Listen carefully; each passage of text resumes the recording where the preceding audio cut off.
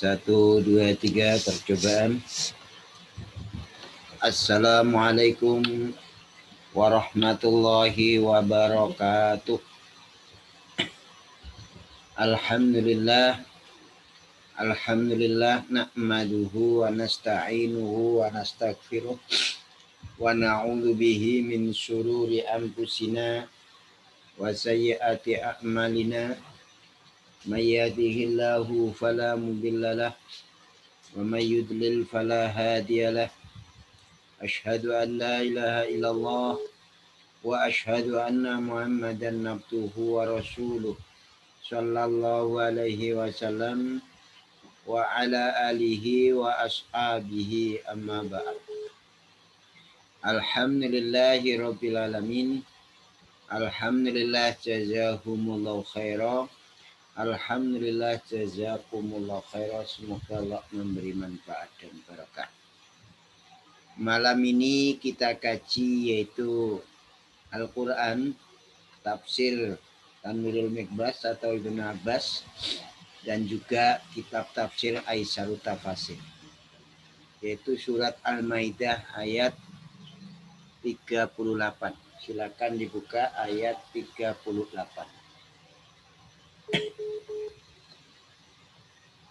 A'udzu billahi minasy syaithanir rajim. Bismillahirrahmanirrahim. Was-sariqu was-sariqatu faqta'u aydiyahuma jazaa'an bima kasaba nakalan minallah. Wallahu azizun hakim. Faman taba min ba'di zulmihi wa aslaha fa innallaha yatubu alaihi. Innallaha ghafurur rahim. Alam ta'lam anna Allah lahu mulkus samawati wal ardi yu'adzibu man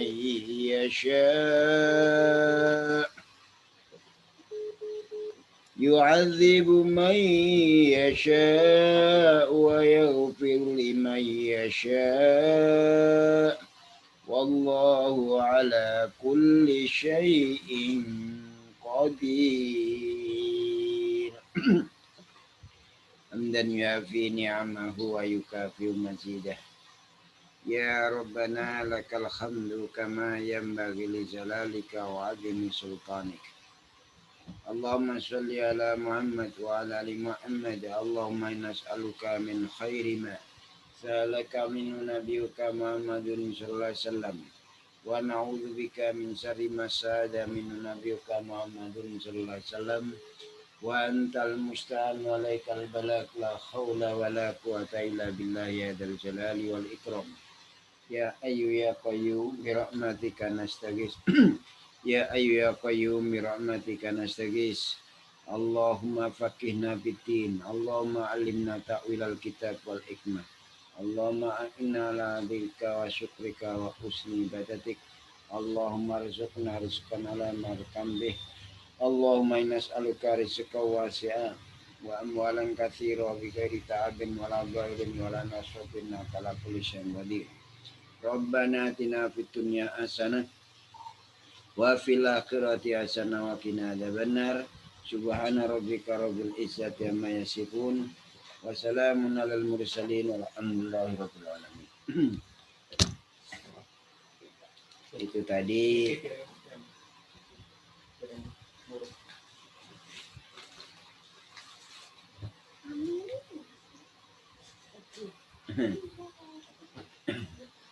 itu tadi bacaannya. Sekarang mari kita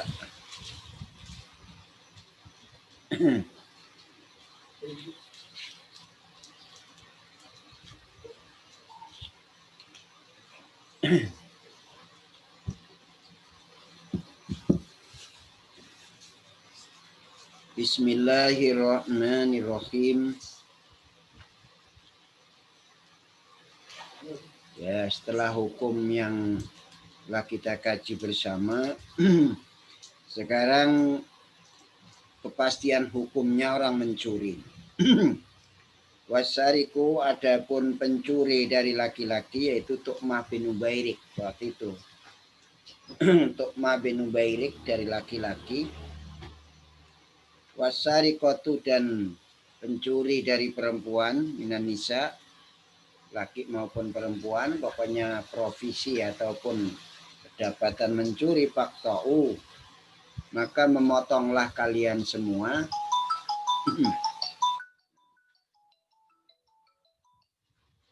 Ya, saya terima dulu, ada telepon. Silakan. Siapa ini?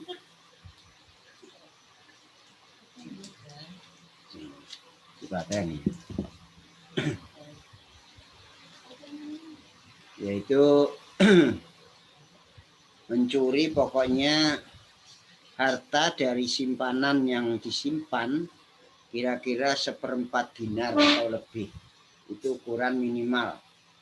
Nisab 1/4 dinar atau lebih. Itu berapa itu? 1 dinar itu 8 gram emas. Itu 8 bagi 4, 2. Jadi 2 dirham itu sudah kena potong itu sudah. 2 dirham itu ya berarti 2 dirham. Karena 1 dinar itu sama dengan 8 dirham. Berarti 8 bagi 4 ada berapa? Ada 2. Berarti 2 dinar itu sudah kena had untuk dipotong. Kalau mencuri di simpanan yang disimpan. Di minimal 2 dirham. Nilainya 2 dirham itu ya kalau dirupiahkan emas berarti 100 umpama ya. Berarti 100 bagi 5 bagi 4 ada 25. 25 itu sudah kena dipotong.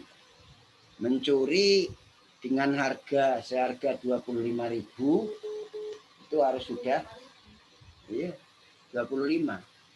Nah, umpama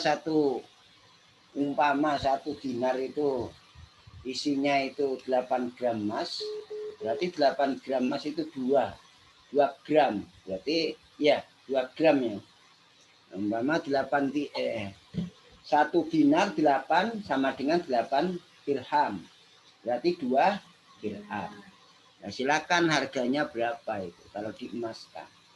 Ya tinggal harganya. Kalau 1 dinar itu 8, itu ada 1 dinar 8 gram emas dibagi 4, berarti ada 2. Nah, 2 itu berapa nilainya? Tergantung. Bisa jadi besar dan kecil, tergantung emas saat itu harganya berapa. Itu kalau sudah mencuri senilai 2 dirham atau lebih, itu sudah kena had. Ya dihitung sendiri. 8 gram. Hitungan dewe, yaitu yang penting 1 dinar sama dengan 8 gram. Ya kan? 8 gram ini berarti dibagi 4 ada 2. 2 itu berapa? Ya, silakan dihitung sendiri. Nilai emas kalau dipatok 1 gram itu 100 umpama. Nah, silakan 500 umpama. Berarti kali itu dibagi berapa? Ya, yang hitung-hitungan. Wasarikotu, dan pencuri perempuan. Pencuri laki-laki Tu'mah bin Ubairik itu harus dipotong. Dan pencuri perempuan juga mengambil harta dari simpanan kira-kira 1/4 dinar atau lebih, ya faktau, maka memotonglah kalian. Aidiyahuma, pada tangan-tangan mereka, dari tangannya orang yang mencuri itu. Itu minal kaui, itu sampai kaui itu bukan tangan semua, ini sampai ke sini atau ketek itu, bukan sampai ke siku, tapi sampai di kau. Kau itu bahasa Arab itu adalah gelangan. Nah, ini sebagai apa itu? Sebagai siksaan ataupun ditakzir, dikapokno supaya jangan sampai mencuri lagi. Maksudnya seperti itu. Itu tangan kanannya selang-seling, tangan kanan, kaki yang kiri. Jadi kalau mencuri pertama kali kaki kanan, mencuri lagi kaki kiri, tangan kanan, lalu kaki kiri, mencuri lagi tangan kiri, mencuri lagi 4 kali kaki kanan, 5 kali dibunuh. Itu kalau terus-terusan mencuri gitu. Itu hukumnya. Dibunuh berarti 1 kali pukulan yang sekiranya langsung mati. Jadi jazaan sebagai balasan, itu kan, jazaan sebagai balasan ini bima dengan apa-apa kasaba yang melakukan siapa 2 pencuri tadi, laki maupun perempuan, yaitu kubatan bima saroko, sebagai siksaan sebab apa-apa yang mencuri mereka berdua. Nakalan sebagai tulodo minallah dari Allah, sainan sebagai tenger, itu tenger sangka Allah, itu sainan, itu nakalan minallahi dari Allah lahum untuk mereka para pencuri, baik laki maupun perempuan. Makanya jangan sampai mencuri. Sainan itu tenger, tengerolo. Contoh bisa dari Allah, itu contoh dari siksaan Allah, tenger dari Allah untuk mereka para pencuri itu. Wallahu adapun Allah itu azizun, zat yang maha perkasa untuk menyiksa dari para pencuri baik laki maupun perempuan. Hakimun lagi maha menghukumi, yaitu Allah menghukumi atas mereka dengan cara dipotong tangannya kanan, terus kaki kiri, terus tangan kanan, tangan kiri, terus kaki kanan. Diselang-seling. Itu kalau sampai mencuri terus, urut-urutan yang harus dipotong. 5 kalinya dibunuh kalau sampai tidak selesai, masih saja membunuh, masih saja mencuri.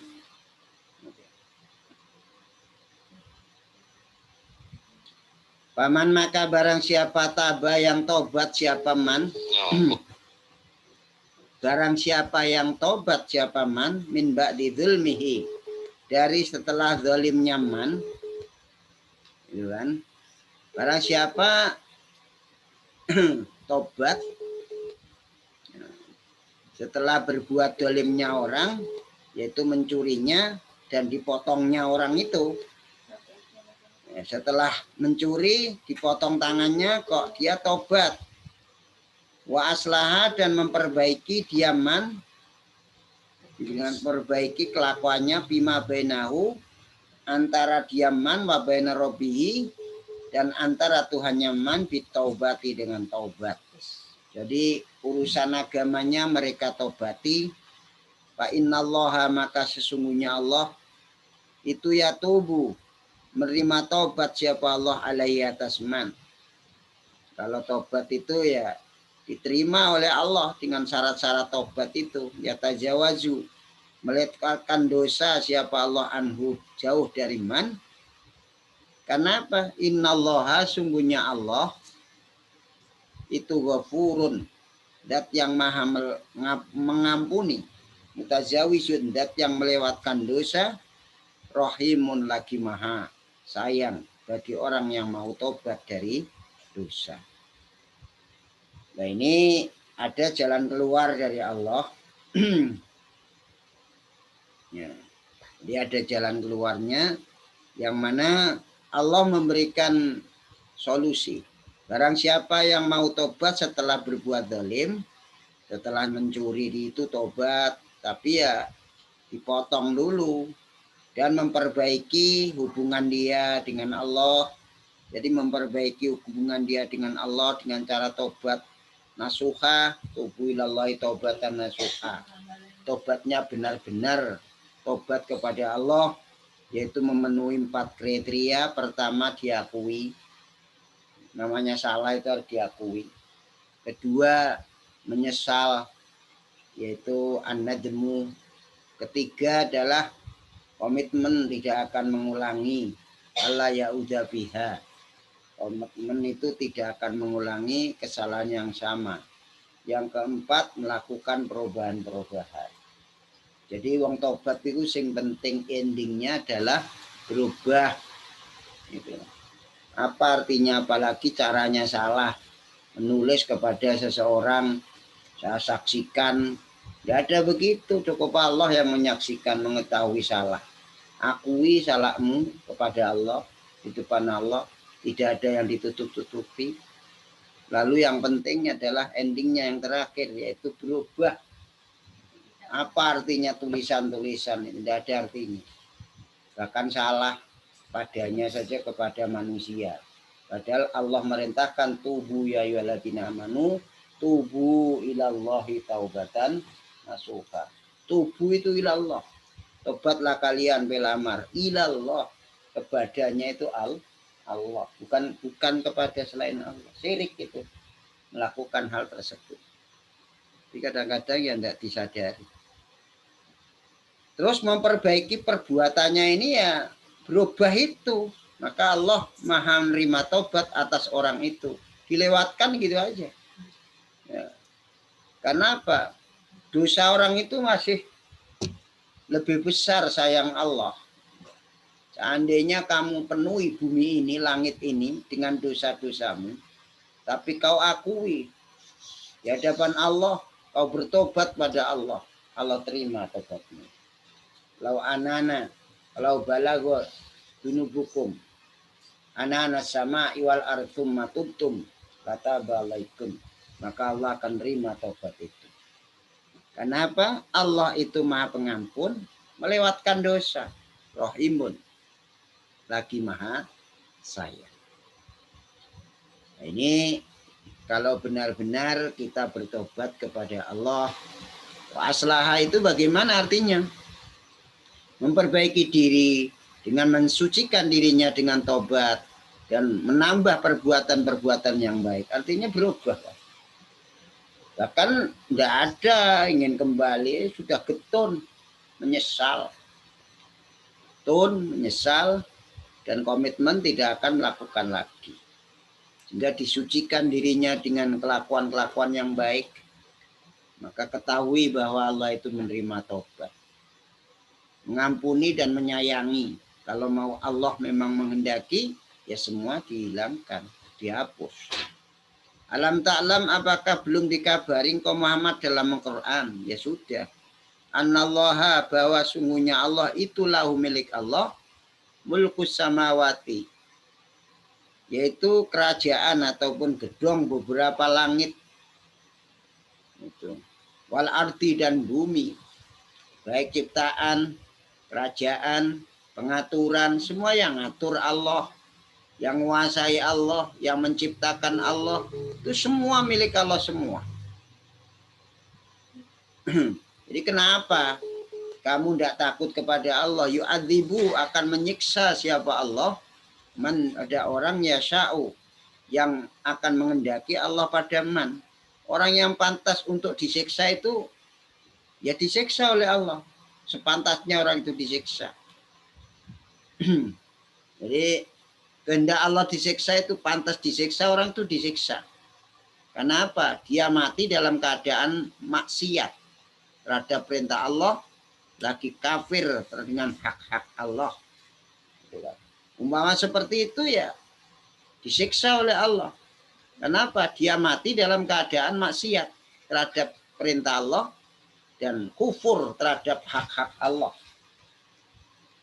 Wa yaghfiru, dan akan mengampuni Allah lima yasha, kepada orang yang menghendaki siapa Allah pada man. Maksudnya orang yang pantas untuk mendapatkan ampunan, mendapatkan siksa. Ya kan?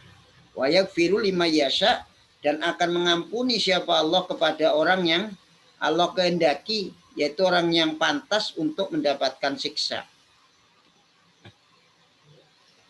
Mendapatkan ampunan atau siksa. Kalau memang siksa ya pantas disiksa, kalau dapat ampunan ya pantas dapat ampunan. Ya. Yang kedua ini dari orang yang tobat dari dosanya dan kembali kepada Allah Subhanahu wa Ta'ala. Jadi ya, siapa yang pantas mendapatkan siksa dan siapa yang pantas mendapatkan ampunan. Jadi dia dapat berhak mendapatkan siksa karena apa? Dia mati dalam keadaan maksiat terhadap perintah Allah dan kafir dengan hak-hak Allah. Dia pantas untuk mendapatkan siksa. Kalau ampunan, dia tobat dari dosanya dan kembali benar-benar kepada Allah Subhanahu wa Ta'ala. Wallahu adapun Allah ala kulli syai'in atas segala sesuatu, baik dari ampunan dan yang lain, menyiksa, itu qadirun maha kuasa. Karena Allah itu maha kuasa atas segala sesuatu yang ada di muka bumi ini, semua kembali kepada kekuasaan Allah. Maka kita tidak boleh apa istilahnya menghukumi orang ini ahli surga atau ahli neraka. Ya, itu hak vonis Allah. Kita ini berbuatlah yang benar dan baik, berusaha benar dan berusaha baik, insya Allah Allah tunjukkan jalan yang diridhoi oleh Allah. Dua ayat ini bisa kita ambil kesimpulan. Jadi yang pertama adalah bayanu hukmi hati silkoti wa huwa qat'u yadi syarik was syarikoh. Menjelaskan hukumnya, batasnya mencuri, yaitu potong tangannya pencuri laki maupun pencuri perempuan. Potong ikta'us syarik wa syarikoh wa quri'a birrab'i wa huwa ashhar wal i'rab bima uridolakum syarik wa syarikoh faqta'u wa asanu min ayakuna syarik wa syarikoh mubtada'un wa jumlatun faqta'ul khobar. Artinya baik pencuri laki maupun pencuri perempuan itu batas hadnya. Kalau mencuri dipotong tangan kanannya itu dari apa? Ya dari nilai, yaitu 2 gram emas itu sudah wajib dipotong. Itu ada angka 3 dalam Aisyarut Tafasir. Itu al-ijma' secara kesepakatan para ulamaul ahli hadis bahwa annal walida la tuqta'u yadu idza syariqa malin waladihi. Kesepakatan hukum bahwa seorang tua tidak bisa dipotong tangannya ketika mencuri harta anaknya. Mencuri harta anaknya sendiri. Ngambil hartanya anaknya sendiri. Itu secara kesepakatan bahwa orang tua itu tidak bisa dipotong tangannya ketika dia mencuri harta anaknya sendiri. Karena sabda Rasulullah Shallallahu Alaihi Wasallam, anta wa maluka li abika. Kamu dan hartamu anak itu miliknya bapakmu. Kalau toh bapakmu ngambil uangmu, hartamu tanpa seizin kamu, itu halal. Tapi waktu lifa fil aksi diperselisihkan, tidak boleh kalau memang sebaliknya. Artinya anak harus ngambil hartanya orang tua harus izin. Harus seizin dari orang tua. Tidak boleh ngambil. Kalau orang tua silahkan. Waroji hadapun yang unggul, kaul yang unggul, annahu la qat'a alaihi. Tapi kaul yang unggul itu juga tidak la tuqta'u alaihi, tidak boleh dipotong tangannya kalau anaknya sendiri. Wahal tuqta'ul yad bisafar bidal arbi, apakah tetap dipotong tangan dalam bepergian di tanah musuh dalam perjalanan? Khilafun. Menurut Imam Malik, yaitu lepas untuk ditegakkan hudud kalau memang mencurinya itu desa, daerah, wilayah peperangan. Nah, adapun tangan itu dipotong dari ugel-ugelan, tidak semua tangan. Jadi kau itu gelangan ini. Warijlu, adapun kaki minal mifsol, dari apa mifsol ini, ros-rosannya kaki ini, yaitu tidak sampai kepada pentol kaki. Jadi ros-rosan ini. Walakot ala sobi wal majnun, tidak ada pemotongan terhadap anak kecil yang belum balik dan orang yang stres, gila, orang edan, tidak dipotong.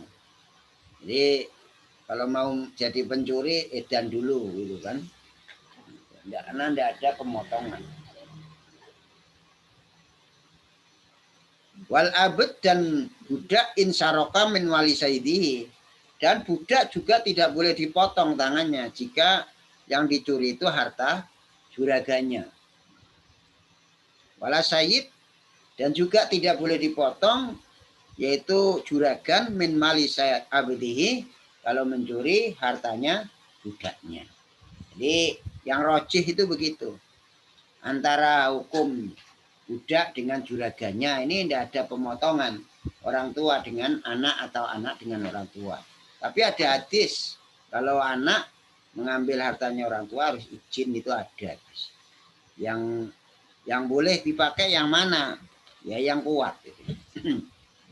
Itu menjelaskan hukum hadnya pencurian, yaitu dipotong tangannya pencuri laki maupun pencuri perempuan dengan syarat penjelasan seperti itu. Yaitu secara kesepakatan bahwa orang tua tidak boleh dipotong tangannya ketika mencuri harta anaknya. Karena sabda Nabi mengatakan, anta wa maluka li abika. Lah kue karo bondone kue ki anak itu miliki bapakmu. Jadi nek bapak menjukuk ya wis akeh bapakmu. Wong kue dhewe ya rezekinya bapakmu. Makanya ini hukum gitu kan. Ini hukum. Jadi muhkam itu tidak bisa dihapus. Ila yaumil qiyamah ya seperti itu hukumnya.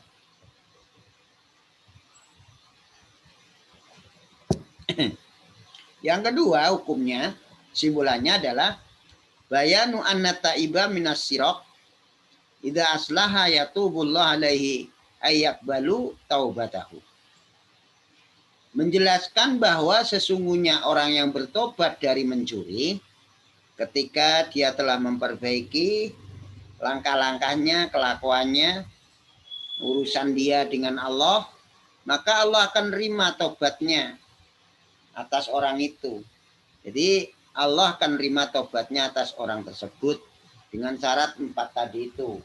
Pertama diakui itu realisasinya ya istighfar banyak dan menyesal, tidak akan mengulangi lagi, dan komitmen tidak akan mengulangi lagi, dan melakukan perubahan-perubahan yang lebih baik daripada sebelum mencuri.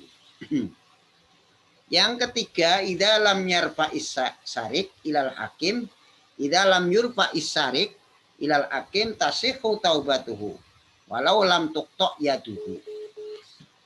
Wa in rufi'a fala taubata lahu illa bil qat'i. Fa idza quti'at yaduhu kharaja min dambihi ka'allam yudnib. Jadi ketika belum diangkat pencuri itu, dilaporkan pencuri itu atau kecanda atau ketahuan, belum dilaporkan ke hakim, maka sah tobatnya. Walau lam tuqta yaduhu, walaupun belum dipotong tangannya, karena belum tertangkap dia sudah tobat. Walaupun belum dipotong tangannya, tobatnya tadi itu benar-benar tobat. Itu boleh begitu. Wa in rufi'ah, jikalau telah diangkat, dilaporkan, ya pala taubatalahu, maka tidak ada makna tobat kecuali dipotong gitu loh. Kalau sudah ketahuan sebelum tobat, ketahuan terus dilaporkan ke hakim. Hakim itu penghukum, yaitu pemutusan orang itu diputus salah karena mencuri.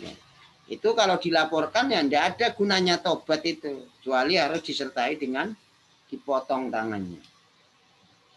Ketika telah dipotong tangannya, maka keluarlah dari dosanya orang itu seolah-olah tidak pernah berdosa, tidak pernah melakukan salah.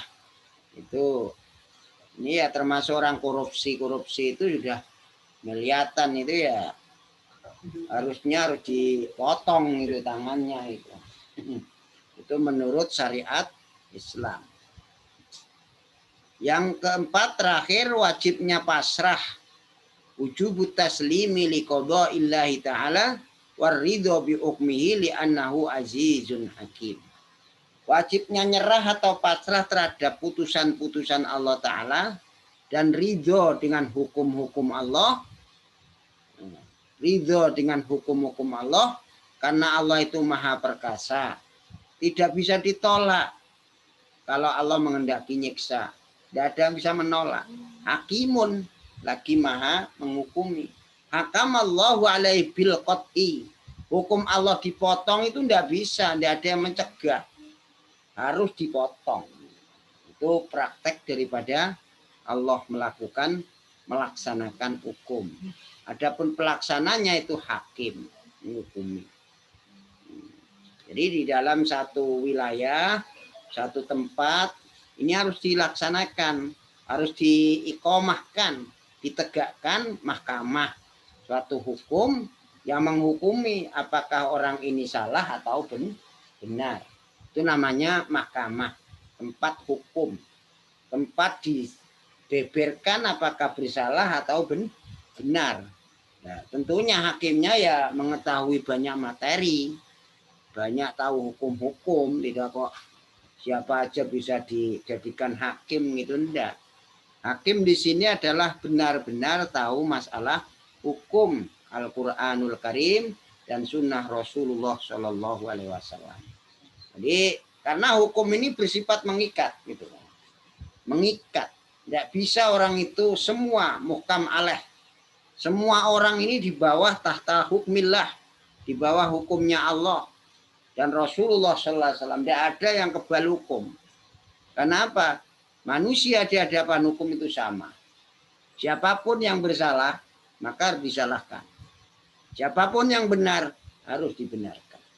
Makanya sering-seringlah berdoa dengan doa Allahumma arinal haqqa haqqan warzuqna tiba'ah warinal batila batilan warzuqna istinabah wala taj'al multabisan alaina wanadillah waj'alna lil muttaqina imama. Nah, insyaallah itu yang bisa kita sampaikan pada malam ini. Kami ulang lagi, mungkin yang belum bisa sudah dikirim baik kepada satu password ataupun perorangan yang kami bisa kirim, yaitu untuk mendownload karena sudah masuk di dalam YouTube. Insya Allah pengajian kita ini seandainya tidak bisa mengikuti karena hal aral ataupun halangan, maka bisa lewat alamat-alamat yang telah disampaikan itu. Insya Allah juga dari tim dari keluarga kami telah menyiapkan hal itu. Semoga semua ini jadi barokah, jadi manfaat, jadi sedekah, jadi satu tindakan yang terpuji sehingga mendapatkan pertolongan dari Allah Subhanahu wa Ta'ala. Dan saya sampaikan pula pengajian-pengajian ini berlanjut terus karena kami siapkan yaitu kitab-kitab baik kitab tauhid maupun kitab hukum atau fiqh sunnah. Ini masih dalam penelitian kami, insya Allah akan dikaji kitab fiqh sunnah karena di dalamnya banyak pengertian-pengertian sunnah dari Rasulullah Shallallahu Alaihi Wasallam. Insya Allah seperti itu. Sebelum kami tutup dengan doa, kami berikan kesempatan untuk menanyakan hal-hal yang perlu ditanyakan. Silakan.